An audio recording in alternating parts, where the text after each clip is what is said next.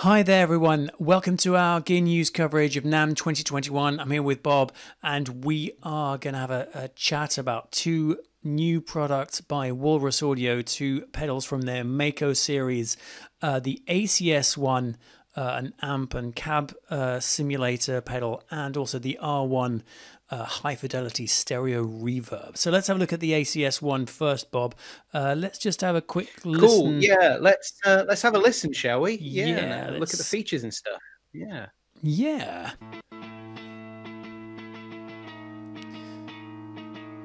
So basic setup is I've got 3 amps, a Fender, a Vox, and a Marshall blues breaker. I've got 3 IR slots, and yeah, quite a lot of flexibility in terms of tweakability, given the fact I've only got 9 controls in total, 6 knobs and 3 little flip switches. So this is all the control I've got. Yeah, there's no dip switches or anything like that, but it has MIDI I/O as well. It's stereo, and it's got a LR switch as well, as it says there in the video. You can divide up the 2 amps left and right. So I think these are the amp models. Let's have a quick listen. I think this... Okay, all right. Let's have a listen. So I mean, yeah, Fender, Marshall, Vox. It's a good combo of amps to have. They're good tools. Yeah.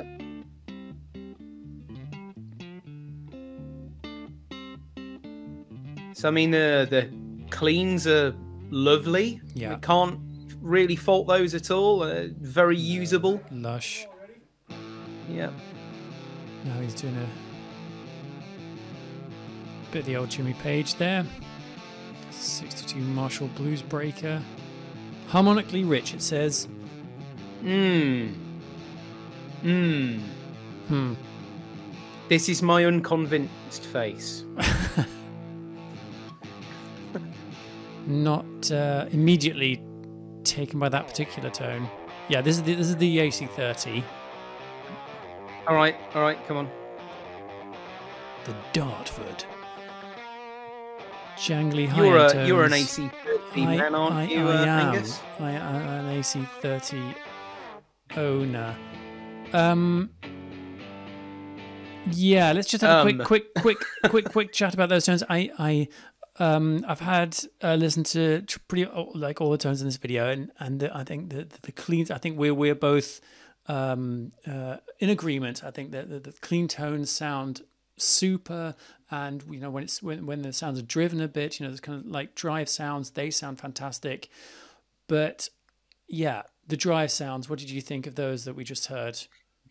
Yeah, it wasn't working for me, Angus. Right. I mean, it's always difficult with these kind of things that are meant to be modeling, because objectively, having gigged and toured and played with Marshalls for years, that didn't sound like a Marshall to me.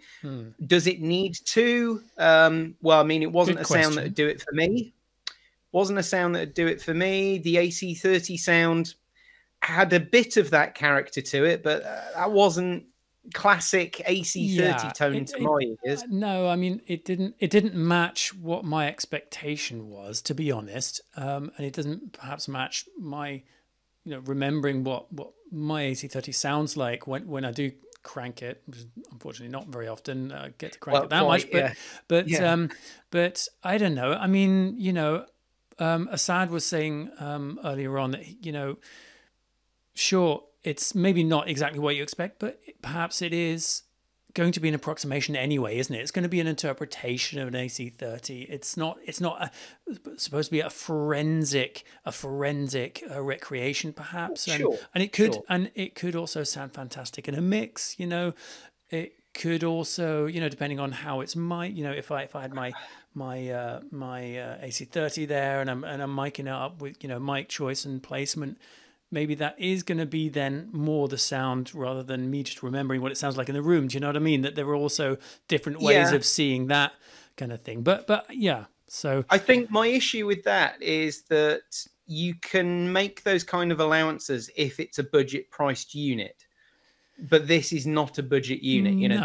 This is coming from a boutique manufacturer, and that's right. At that price point, You're starting, you're looking at things like the HX Stomp from line 6, the Head Rush gig board, and what's the other one as well? There's a few others at that sort of price point now, aren't there? There is, but I mean, okay, those are perhaps also like modelers where you're getting everything. You're getting the whole thing. Of course, you're getting amps, but you're getting a whole lot of other stuff, effects and what have you, and yeah, I mean, I think the most similar products around at the moment in similar price point, functionally also pretty similar, is the Strymon Iridium, which has got great reviews. And if you're watching this, you're a YouTuber and you do like comparison videos, please do one of the ACS1 from Walrus Audio and the Strymon Iridium. Yeah, I'd love to hear about that. Would be super interesting. Maybe then also a couple of mic'd sounds from real amps to put next to each other. That'd be super interesting, I think. But yeah, there's more stuff going on here. Yeah, but you're right. It's a premium price point. 429. Yeah. Like the concept, you know, it's obviously going to be a well-made piece of kit, and I suppose something like that, rather than your typical modeler, which unfortunately tends to depreciate value quite quickly. That's true. Something like this would probably be a better financial investment. You know, it's more of an investment quality type thing. Yeah.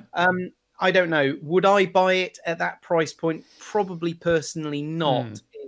For me, but I would also imagine that there are going to be people who are tuned into that kind of boutique world for whom, if you don't want something that's got LCD screens on and backlights, and then you're in a different world. Then you're in a different world anyway. So yeah, I guess they know their target market with it. I just it's maybe just not you. Just those demo sounds, but I wasn't lighting my fire. I'm afraid. Okay. Although I have to say that the clean sounds also later on in the video are very impressive.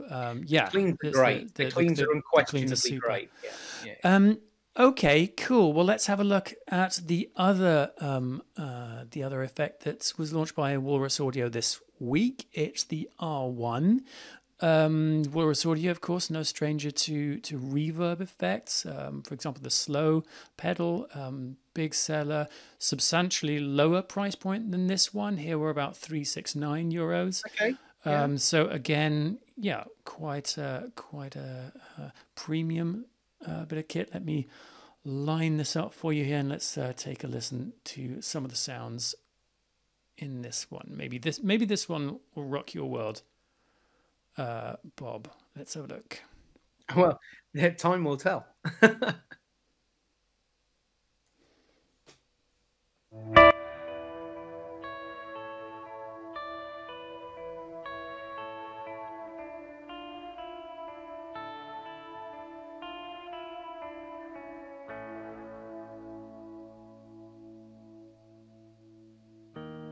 Same layout, so it's also the MAKO series.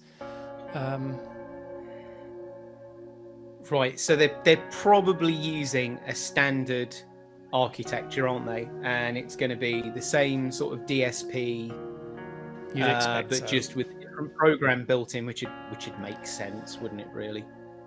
But I have to say, I love this reverb sound. The sound of it, that's totally doing it for me. I mean, Sorry, say it. Yeah. I think a reverb is one of those interesting things where some of the greatest reverb units have been digital units.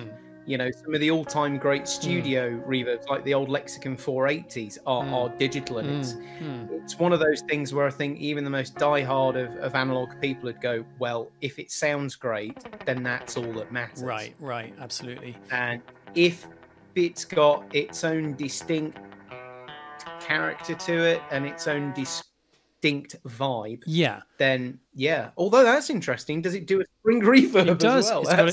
So you got it's got 6 algorithms. That's the spring that we were just listening to there. Before that, there was another algorithm which is a very kind of expansive, very detailed, super spatial it's called the BFR. I think that stands for big fucking reverb. Ah. And yeah, there's also a glitchy reverb as well. And there's also one that's called Air, which is a bit more shimmery. But these are more the detailed sounds. Yeah. So yeah, €369. There was no sound on here that I didn't like. I thought they were lush. They were very detailed. It was what I was hoping for that they were gonna do in a reverb. But it's definitely aimed at that kind of hi-fi, it's stereo. It's super nice, and they've got some clever functionality going on as well. They got you can sustain the reverb when you're pressing the pedal, and there's a couple of other cool little features as well. Also, yeah, premium priced. Yeah, what's your takeaway on the R1? Well, that one to me almost makes more sense. Right. Okay. Guarded. Yeah, I know. Guarded reply. I mean, again, I'm going to have to bring it up again, is the fact that, for that kind of money, on reflection, you've got the modelers over here. Yeah. Which can give you very good quality reverbs as well as all the other stuff. And for the same amount of money, you're going, I just want one pedal that does one thing. But that's not necessarily a bad thing when it's not trying to emulate anything else.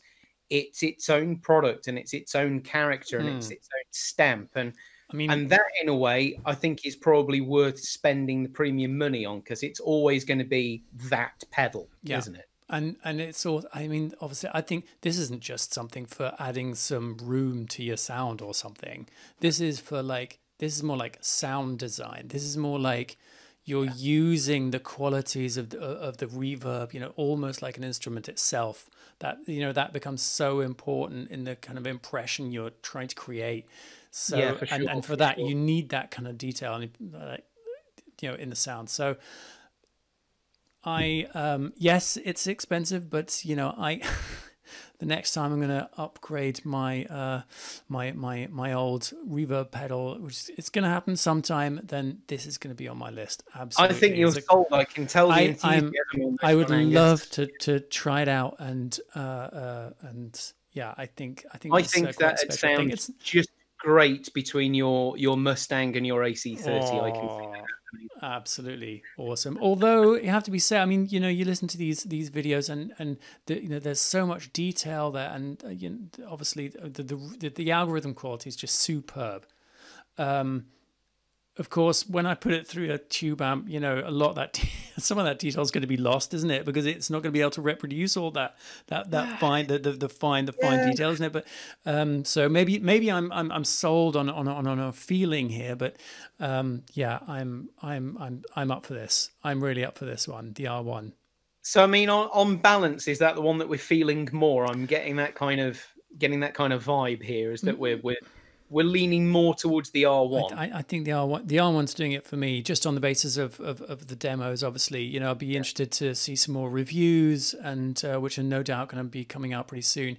But yeah, and ACS1, I'm certain it's going to find its buyers. I think there are people who love those sounds, even the driven ones that we maybe didn't like so much. But like on the basis of the functionality and offer and the quality of the clean sounds, it's going to find.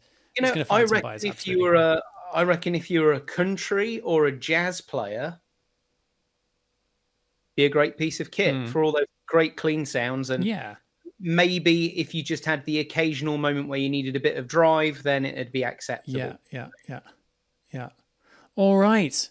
Great, Bob. Thanks as always. Thanks for your feedback and your impressions. And thanks very much everyone for watching. And take care, and make sure you check out the rest of our NAMM coverage on gearnews.com. Take it easy. Cheers. Bye bye.